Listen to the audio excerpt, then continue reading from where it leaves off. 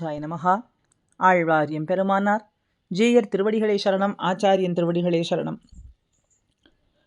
பராங்குஷநாயகியும் ஆச்சாரிய ஹிருதயம் என்கின்ற தொடர் உபன்யாச அனுபவத்திலே மகள் பாசுரமாக நேற்று வரை தடை நில்லாதே என்கின்ற திருவாய்மொழி பதிகமும் ஆச்சாரிய ஹிருதய சூத்திரமும் அனுபவித்தது. இன்று அடுத்ததாக புயக்கத்து. பகவத் அனுபவம் கிடைக்க பெறாமல் இருந்த பராங்குஷநாயகி அவனுக்கு போலியான லௌகிக பதார்த்தங்களைக் கண்டு நாம் உயிர் தரிக்கலாம் என்று நினைத்தாள். அவை பிறகு அந்த பதார்த்தங்கள்லாம் எம்பெருமானையே நினைவுபடுத்தி அவளுக்கு பாதகமாக முடிகின்றது. சரி, இருந்த இடத்திலே உயிர் தரிக்க முடியாமல் இவள் நந்தவனத்துக்கு போக அங்கிருக்கக்கூடிய மயில் குயில் முதலானவைகள் அவனுடைய பேச்சுக்கும் வடிவிற்கும் ஸ்மாரகமாக இருக்கின்றது. அதனாலே இவளை நலிவு செய்யும்படிக்கு இருக்கின்றது என்று இவள் நினைக்கிறாள். அவளோடு கலந்து பிரிந்த எம்பெருமான் இவளை முடிக்க வேண்டும் என்று எண்ணி அவனுக்கு ஸ்மாரகமானவற்றை காட்டி இவளை முடிப்போம் என்று எண்ணி, அதனால்தானோ என்னவோ இந்த பதார்த்தங்களை எல்லாம் இப்போ இவள் கண்முன்னே வரும்படிக்கு செய்திருக்கானா என்று இந்த மயில் குயில் முதலியவற்றுக்கு அவனை நினைவுபடுத்தியதனாலே அவன் குணஞானத்தாலேயே வருந்துகின்றார் ஆழ்வார்.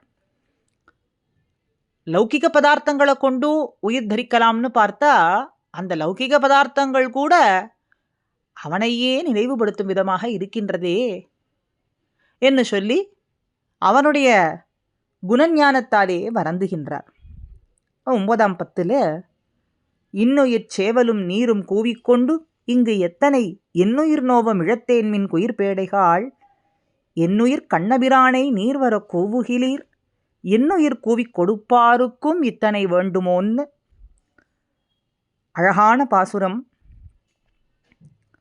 குயிர் பேடைகாள்னு சொல்கிறது, நீங்கள் உங்கள் இணையோடு ஒருவருக்கொருவர் அழைத்து கொண்டு என் பிராணனை வருந்தும்படிக்கு செய்கின்றீர்கள். ஏன்னா என் அருகில் இப்படி சம்ஸ்லேஷார்த்தமாக சப்தம் செய்கிறீர்கள். அதனால் என்னை நலிவுபடுத்தும் விதமாக இருக்கு. எனக்கு உயிரான கண்ணன் உபகாரக்கன்னு சொல்கிறோமே, அவனை வரும்படிக்கு நீங்கள் கூவ மாட்டீர்களா? அழைக்க மாட்டீர்களா? என் கண்ணன் வரும்படிக்கு நீங்கள் கூவக்கூடாதா? என் பிராணனை அபகரித்து அவனிடத்திலே கொடுப்பதற்கு இவ்வளவு பிரயத்தனமாக செய்கின்றீர்கள். இப்போ நீங்கள் கூவுறது பார்த்தால் எப்படி இருக்குன்னா என்னுடைய பிராணனை முடிக்கும்படியான்னா இருக்கு. நீங்கள் செய்ய வேண்டியது என்ன? என் எம்பெருமான் கண்ணனை இங்கு வரும்படிக்கு கூவக்கூடாதா? ஆக என் உயிருக்கு யமன் போல இருக்கு நீங்கள் செய்யக்கூடிய காரியங்கள்னு சொல்கிறாள். எழநன்னி நாமும் நம் வான நாடனோடு ஒன்றினோம் பழன நன்னாரை குழாங்காள் பயின்றன் இனி இழை நல்ல வாக்கையும் பையவே புயக்கத்தது தழை நல்ல இன்பம் தலைப்பெய்து எங்கும் தழைக்கவே. ஆக நானும் போக நிச்சயித்து என்னுடைய பரமபதநாதனோடே ஹிருதயத்தினாலே நான் ஒன்றி போனேன். நானும் ஒன்றித்தான் இருக்கேன். எப்படின்னா என் பரமபதநாதனோடு ஹிருதயத்தாலே ஒன்றி போனேன். நல்ல நீர்வளமுடைய நிலத்திலே உள்ள நாரை கூட்டங்கள் இனிமேல் நீங்கள் செய்யக்கூடிய காரியத்திற்கு எந்த பிரயோஜனமும் கிடையாது. என்ன உண்டு? அவனுக்கு ஆபரணம் போல இருக்கக்கூடிய என் சரீரனும், இந்த சரீரம் இருக்கே அது மெல்ல மெல்ல போய்கொண்டிருக்கு. இந்த ஈஸ்வரனுடைய விபூதி சமிருத்தமாக வேண்டும் அப்படின்னு சொல்றார். தாம் தாம் முடிய நினைப்பார் நாடு வாழ்க அப்படின்னு சொல்றது போல சொல்றாள் அப்படின்னு ஆள வந்தாரும் பட்டபாடு நாடு படாதொழிய வேண்டும்னு எம்பெருமானாரும் நிர்வாகம் பண்ணுவார்களாம் இந்த இடத்துக்கு. நான் முடிய என் ஆர்த்தி காணாமல் லோகமெல்லாம் பிழைக்கும் அப்படின்னு பட்டர் நிர்வாகம் பண்ணுவார்னும் இந்த இடத்துல சொல்றத பூர்வர்கள் காட்டி கொடுக்கிறார்கள். இது சொல்கிறது சாரார்த்தம் என்ன? புய கத்ததுன்னா, இனிமேல் நீங்கள் கூவி செய்யக்கூடிய காரியத்திற்கு என்ன பிரயோஜனம்? ஏற்கனவே என் பரமபதநாதனோடு நான் ஹிருதயத்தினால் ஒன்றிவிட்டேன்.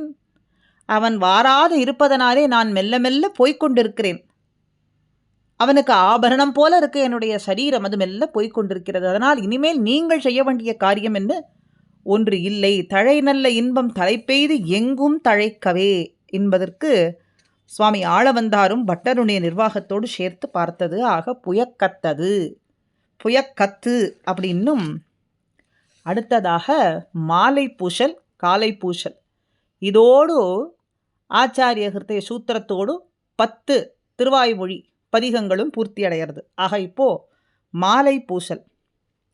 சமா தாதசாம் தக்ஞாயம் என்கிறபடி சீதா பிராட்டி 12 ஆண்டுகள் அயோத்தியில் எல்லா சுகங்களையும் அனுபவித்தாள். அயோத்தியிலிருந்து வனவாசத்துக்கு வந்தபோது தனிமையாக இருந்தால் தன்னுடைய பிரியமான நாதனான ராமனிடத்தில் சேர்ந்து இன்பமாகவே கழித்தாள். அதுக்கு பின்னே பிரிவு துயர் ஏற்பட்டது.